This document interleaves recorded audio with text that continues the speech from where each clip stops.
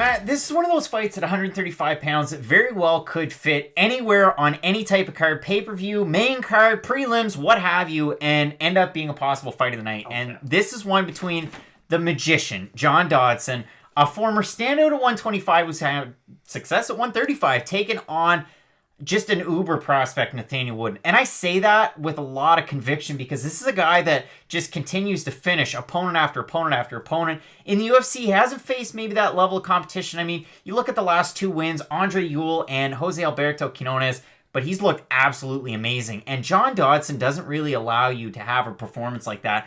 Of John Dodson's last, 4 losses? Let's go through them, Matt. Last 5, actually.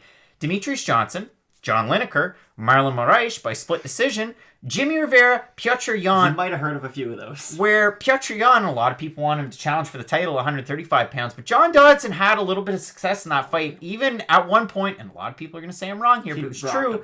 He stunned Piotr Jan. Matt, this is a fight that could take place on the ground, in the scrambles, on the feet.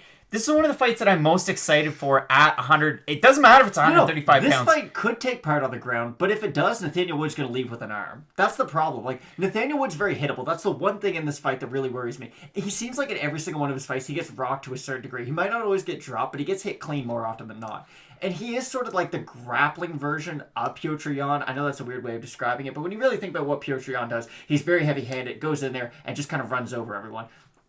That's what Nathaniel Wood does. He just does it in a more grappling heavy way. But when you watch Wood fight, he does have a lot of submission wins. It's usually because he drops the people on the feet. He doesn't go for like ground and pound trying to get the knockout. No, he just jumps to their back and chokes them out. Both guys extremely fun fighting styles, like you would mention. And John Dodson, the problem is he hasn't been the magician for a while now. I know he looked good in the Piotr Jan fight, but it's been a while since we've really seen the John Dodson who had the lightning fast hands with like Cody Garbrandt power. He was sort of a unicorn at one point in the UFC, but we really haven't seen him compete in a while. And for that reason alone, I'm gonna have to go with Nathaniel Wood because I'd rather pick the guy who's unproven but consistent than the guy who is more proven but less consistent over his last few fights. And I like the point you're making. I'll get into the odds quick. Dodson plus 135 underdog. You've got Wood at a minus 160, and on Tapology at a 597 votes. 77% going with Wood. And I hate to always be in agreement with the Tapology people, but in this one, I will be 75% of the voters saying that Nathaniel Wood is going to win by decision. I agree with them there. Wood is on an 8-fight finish streak.